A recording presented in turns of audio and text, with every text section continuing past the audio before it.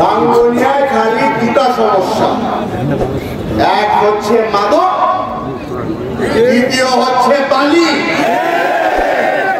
এই বালির ব্যবসার কারণে বাংলাদেশ জাতীয়তাবাদী দলের নাম খারাপ হচ্ছে। বিএনপির নির্বাহী কমিটির সদস্য হুম্মাম কাদের চৌধুরী বলেছেন, বিএনপি সিদ্ধান্ত নিয়েছে প্রতিটি আসনে আমাদের প্রার্থী থাকবে। সামনের নির্বাচনে কোনো ছাড় দেওয়া হবে না। গত 16 বছরে অনেক পাতানো নির্বাচন দেখেছেন, এবার আর কোনো পাতানো নির্বাচন বাংলাদেশ দেখবে না। শনিবার বিকেলে চট্টগ্রামের রাঙ্গুনিয়া উপজেলার উত্তর রাঙ্গুনিয়া কলেজ মাঠে তারেক রহমানের প্রদত্ত রাষ্ট্রকাঠামো মেরামতের রূপরেখার 31 দফা বাস্তবায়নে গণসমাবেশে প্রধান অতিথির বক্তব্যে তিনি একথা বলেন। রাঙ্গুনিয়া উপজেলা ও পৌরসভা বিএনপি, স্বেচ্ছাসেবক দল, ছাত্রদল ও অঙ্গ সংগঠনের উদ্যোগে আয়োজিত সমাবেশে সভাপতিত্ব করেন রাঙ্গুনিয়া উপজেলা বিএনপির যুগ্ম আহ্বায়ক অ্যাডভোকেট কামাল হোসেন চৌধুরী। প্রধান আলোচক ছিলেন চট্টগ্রাম উত্তর জেলা বিএনপির সদস্য মোহাম্মদ শওকত আলী নূর ও অধ্যাপক মোহাম্মদ মহসিন।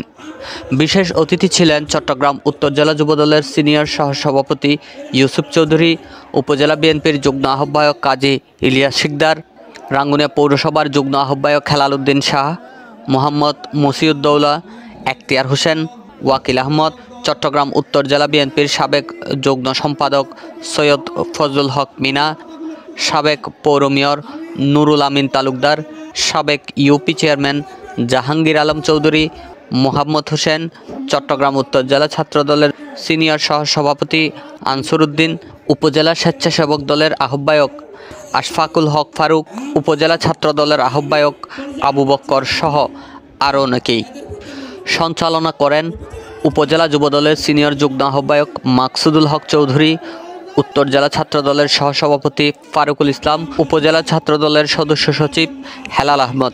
আমরা হয়তো ভুলে যাই 2023 সালের 28শে অক্টোবর বাংলাদেশ জাতীয়তাবাদী দল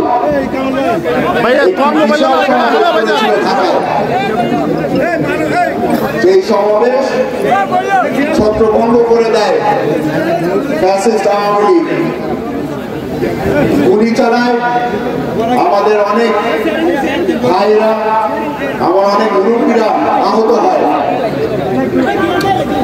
তারপরে শুরু হলো জাতীয়তাবাদী দলের উপরে ক্র্যাকডাউন। আমার মনে হয় আপনারা সকলেই মনে করতে পারছেন সেই 28শে অক্টোবরের পরে আপনারা অনেকেই পাহাড়ে ঘুমিয়েছেন, জঙ্গলে ঘুমিয়েছেন, পেটে ভাত ছিল না, যেভাবে পেরেছে যতটুকু পেরেছে একজন আরেকজনের সাহায্যে বেঁচে ছিল।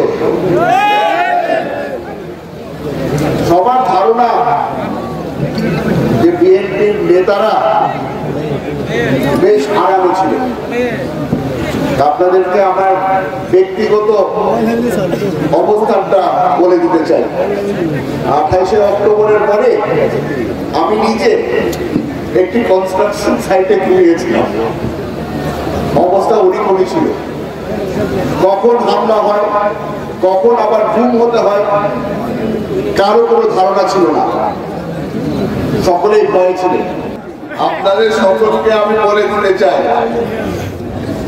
বর্তমান রাঙ্গুনিয়ায় আমাদের নিজের চোখে দেখা, এখানে আপনারা আমাকে ক্ষমা করে দিবেন, হয়তো অনেক মানুষের আঘাত লাগতে পারে।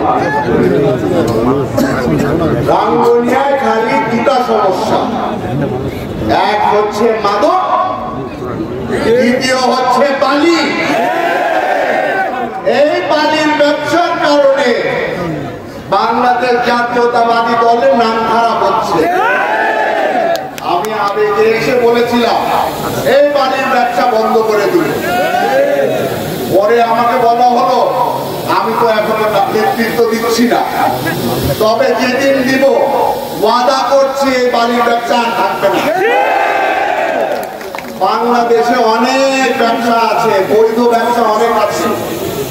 এটার পিছনে যারা যারা গিয়েছে, নাম হারিয়েছে, সম্মান হারিয়েছে, কিছুদিন আগে জান হারিয়েছে।